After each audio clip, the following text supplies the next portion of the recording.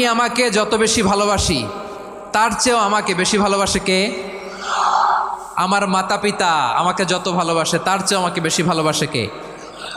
আমার প্রিয়তমা স্ত্রী আমাকে যত বেশি ভালোবাসে তার চেয়েও আমাকে বেশি ভালোবাসে কে?